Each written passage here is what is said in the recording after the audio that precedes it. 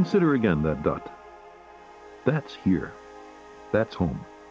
That's us. On it, everyone you love, everyone you know, everyone you ever heard of, every human being who ever was, lived out their lives. I grew up catching tadpoles and climbing trees, and I've always had a very deep connection with nature that I've carried through my whole career. I live in the mountains. I have a wetland in the front of my house and a lake in the back. So all the critters come through while I'm working and underneath my office window. It keeps me very connected. I was born and raised in Guatemala, where nature was my playground. My best friends were bees and ants. I saw changes even from one year to the next. That was one of the reasons that I decided I was not only going to record and register what we were losing, but also find solutions that can actually tackle these drivers for change. Our posturings, our imagined self-importance, the delusion that we have some privileged position in the universe, are challenged by this point of pale light. Humans can't survive without nature. We think we can. We think we're adaptable and entrepreneurial and innovative. But without nature, there is no humankind. We actually need nature for our economies to function. We need pollinators, we need water, we get our food from nature, we get our disaster risk reduction comes from nature, and all of that interlinks. To think that they are separate doesn't make any sense. An example of when ecology and economy aren't working in tandem is when we do something like overfishing. In the short term, it makes perfect sense to take all the fish out of the sea and to eat up all the fish. But once you've done that, your wealth is gone and you cannot generate income or food from a basis of no wealth. The market doesn't tell us that there's no wealth. It only tells us about income. When you look at the economic growth of Thailand, our tourism sector is the most important sector where we can generate a lot of income. 20% of our GDP growth rate comes from tourism sector. I want people to look at it in terms of economic value and also in terms of the value of biodiversity and the services that it gives to our country. We have gone through a process where we've successfully managed to destroy most of the biodiversity, to be able to conserve the little biodiversity that we have left, and for us to be able to improve the current status of biodiversity, bearing in mind its connection to our economies and to our livelihoods. There is need for investment. Globally, biodiversity investments are falling short.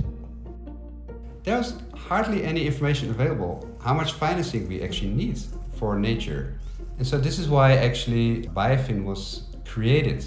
We recognized in 2010 that we did not know how much countries were investing in biodiversity, nor did we know how much they needed.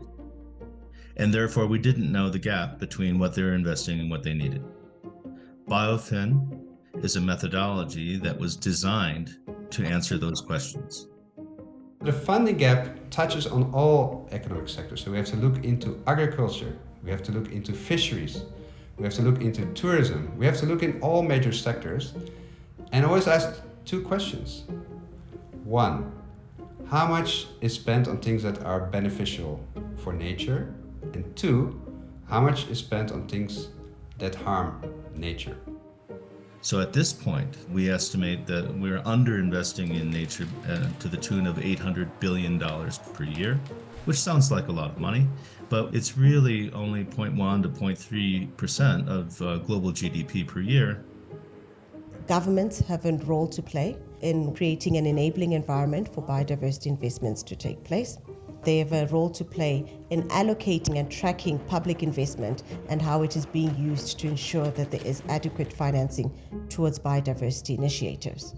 Private sector also has a role to play in responsibility around how they invest, making sure that their investments are nature positive, and also having targeted investments in the biodiversity sector. Governments are approximately 20% of the global economy. If governments are the only entities that are investing in nature, we will surely lose this battle. So BIOFIN, its basic objective is to help countries close the funding gap.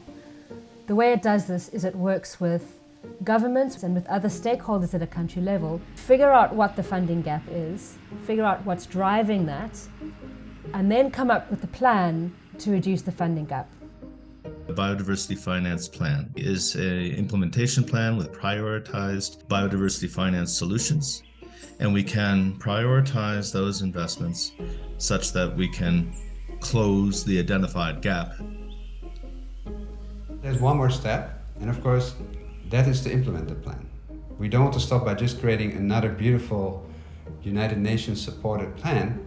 So we're actively supporting countries to implement their biodiversity finance plans to really make sure that they can make a very significant reduction in their finance gap by the next decade. The island of Koh Tao attracts up to 500,000 tourists each year, and this is very important for the local economy.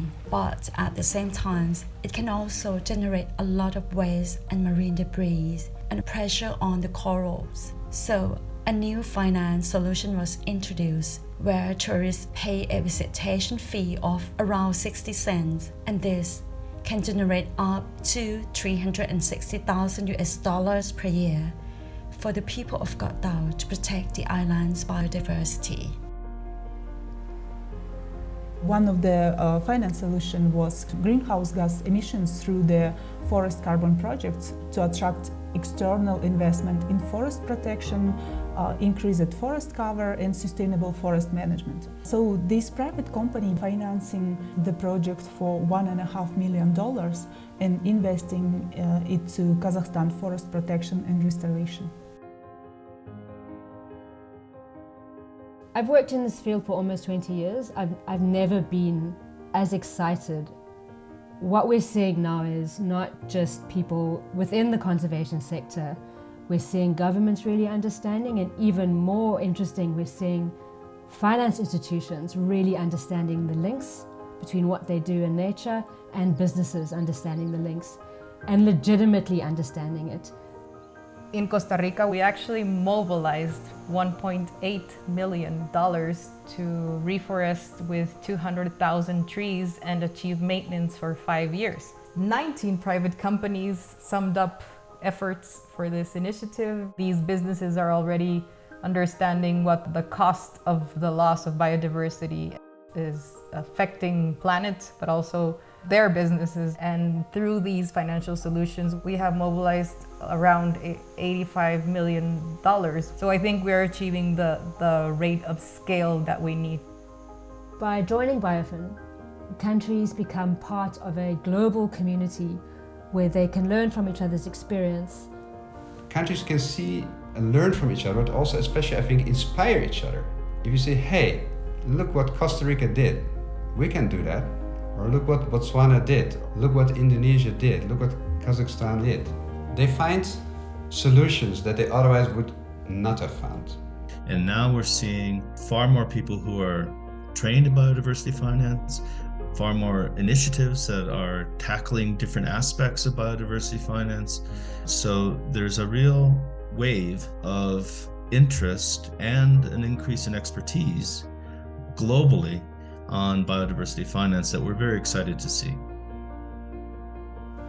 There is a perceived trade-off between environmental and economic interests that's actually holding us back.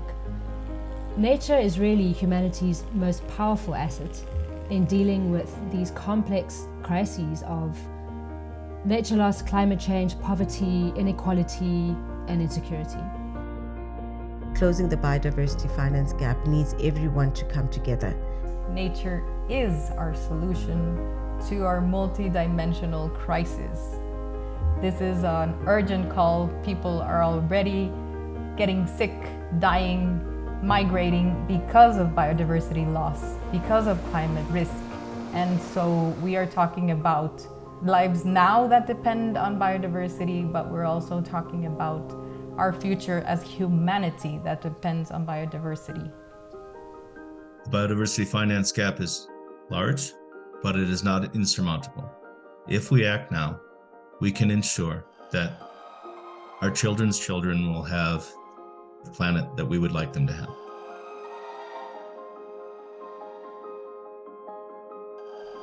The Earth is the only world known so far to harbor life. There is nowhere else, at least in the near future, to which our species could migrate. Like it or not, for the moment, the Earth is where we make our stand. It underscores our responsibility and to preserve and cherish the pale blue dot, the only home we've ever known.